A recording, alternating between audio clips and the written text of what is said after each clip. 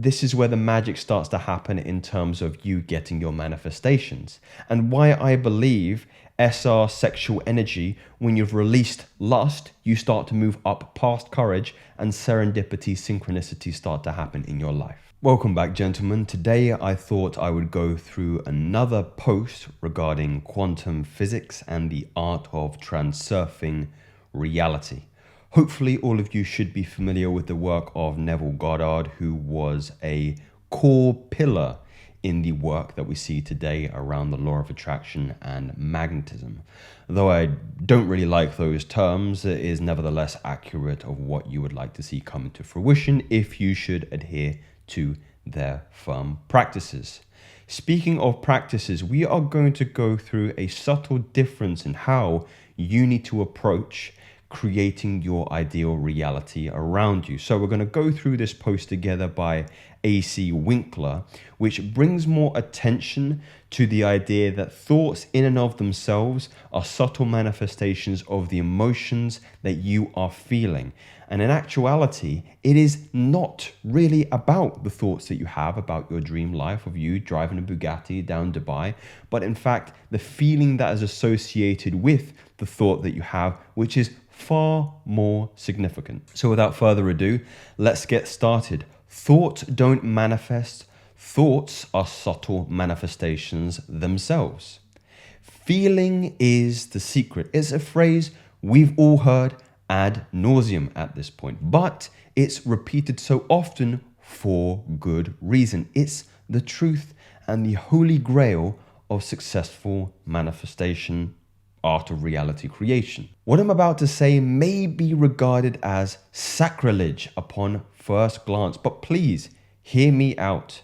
The understanding I'm about to share changed my life and taught me to manifest successfully to a degree I never would have believed possible. And to boot, it's not a contradiction to anything anyone here likely believes, just a clarification on some key points. As I prefaced, thoughts do not manifest. Thoughts in and of themselves are manifestation of energy, the underlying principle, the underlying bedrock of this physical realm. If you zoom in on, I'm looking at this camera now, but the screen you're watching, the fabric of it is just purely made of an energetic sense, not yet a thought sense. Or rather, the energy is a precursor to the clarification of the thought of creation. I'll clear that up momentarily. Yes, you heard or read that correctly. Thoughts have no power to manifest anything. Zero, nilch, nada. Everything you've ever read that was told to you, thoughts create reality, your thinking controls your world, or any variation of this was wrong. Well, not wrong, but slightly misunderstood. Think of it this way. How could your thoughts create? Is a thought not something discrete and objective? Have you ever had a thought that went off and took some action of its own without your approval? Of course not, because thoughts don't have independent agency. They are in and of themselves. So the clarification here is that thoughts are our primary manifestations. And she's gonna, or he, might be a she, expounds upon this. Here's what I mean. If I begin to feel thirst, that manifests as a thought. I'm going to get a glass of water. Then the thought manifests physically as the action of getting up and getting a glass of water. Even something as simple and mundane as getting a drink of water is in essence a manifestation. It is not a flashy one, but nevertheless, it still is a manifestation. So what you may be asking, what do we do with this information? You may be saying. That's what I'm saying here. That's patently obvious and pointless to even comment on. But trust me, it's a subtle distinction that makes a world of difference. Here's the clincher. If you want to create reality, focus on the feeling, not on the thought itself. You don't need to disregard them completely. Actually, it'd be an incredible mistake to do that. But you have to see them for what they are. Thoughts are evidence of your deeper state of feeling and belief. This is critical to understand. And why I believe for men watching this video who are also interested in sexual energy and semen retention, why you begin to get quote unquote good luck and everything going your way, is simply a consequence of the energy and the feeling that is manifesting firstly into your primary thought and then into your subsequent reality. I'll explain on this in just a moment. I see post after post every day where people are going to war with their thoughts, trying to wrestle them into submission. Even worse, I see people advocating to others that they should stuff their negative thoughts away deep down inside. A symptom of suppression and repression here that will come back twofold stronger. That they should refuse to acknowledge them, or that they are going to somehow blow their chance at manifesting what they desire if they even acknowledge the existence of doubt. Never, never, never refuse to acknowledge your doubts or negative thoughts. No matter how deep you bury them, they still be there inside you. Let those negative thoughts be a barometer of your true state of feeling. Doubts popping up? Great. You have some work to do in changing your baseline state of feeling. Having intrusive thoughts about not getting the thing you want? No problem. That just means you haven't changed your state yet. Maybe you need to do more exercises. Maybe you need to do different ones. I'm going to give you some good exercises in just a minute, gentlemen, for those of you asking, how do I change my state, Joseph? Personally, I'd say you need to dive deep into where your baseline state is, a negative one, then work out from there. But different people use different methods and you should do what works for you. So I'm going to actually show you here in just a moment on my fancy diagram here how actually acknowledgement of this emotion or negative emotion in general is the precursor to you changing your state. So let's say, for example, we have you here looking very handsome. Let's say you have a particular thought about a less than positive emotion. This thought might be something like fear. Maybe it's the fear of you not being able to make ends meet in your particular financial situation. Now, what most people will do is they will reallocate their thought to a different direction. So instead, they'll bring this thought over here into something else, like maybe what I'm going to eat today. So this is called thought redirection. Okay, you have one particular thought here that comes at the emotion of fear, and instead of acknowledging this emotion, they bring their attention over here to something else because ultimately they don't want to feel fear. Now this is incorrect because it doesn't actually get rid of the initial emotion.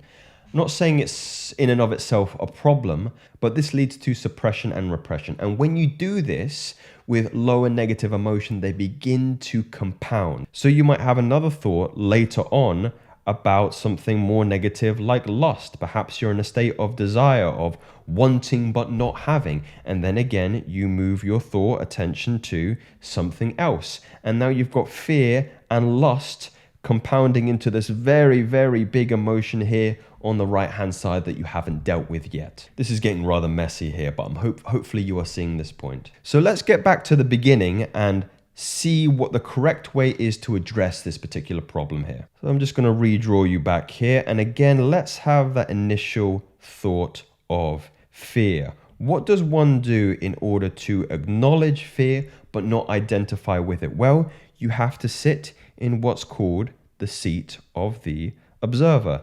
These are eyes in case you can't tell. So instead of identifying with fear, you watch fear. You watch fear like you're watching the clouds in the sky every single day.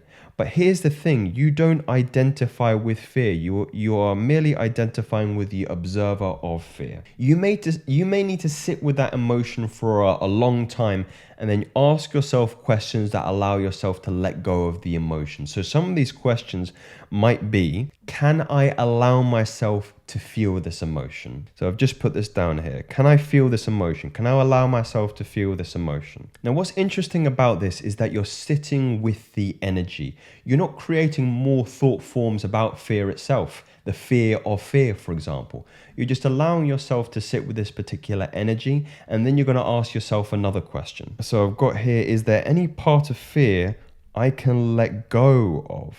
In this way, we're not suppressing or repressing fear. We're observing fear. We're acknowledging fear. We're not identifying with it. That's a different thing. If you identify with it, you create more thought forms and more impressions.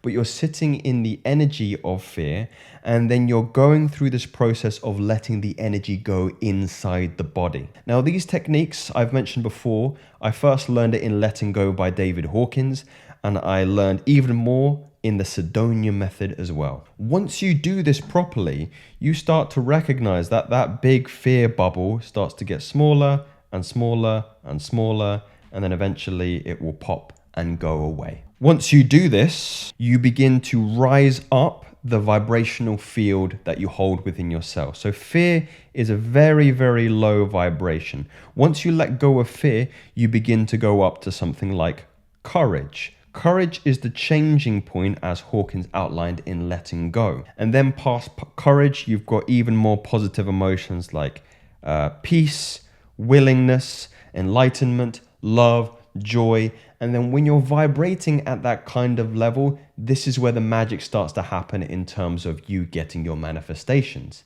And why I believe SR sexual energy, when you've released lust, you start to move up past courage, and serendipity, synchronicity start to happen in your life. So we'll come back to the back to the Reddit post here. Remember, thoughts are your first manifestations. If a negative thought keeps manifesting, don't fight with them. Go deeper to the level of feeling and the belief. Note when I say belief, I mean non-verbal belief. A more apt term might be knowing. Go down to the level of what you know so deeply that you don't even have to formulate it into a thought. Okay, so when you're sitting in meditation, you have thoughts, but I want you to bring your attention more to your body when you're asking and answering some of these questions that I mentioned here. Can I allow myself to feel this fear, right? And that prompt brings you away from thought and into feeling, right? Can I allow myself to feel fear? It's not, can I allow myself to think fear? Because if you're thinking fear, you're creating more fear. Can you feel fear? I want to feel the energy and the emotion of fear. Now, once I'm feeling fear, is there any part of this fear I can let go of? You might not get a good answer. You might say, no, I'm feeling a lot of fear right now. And that typically is a symptom of you shoving all this fear in a locked drawer, repressing it, suppressing it, and not letting yourself to experience it.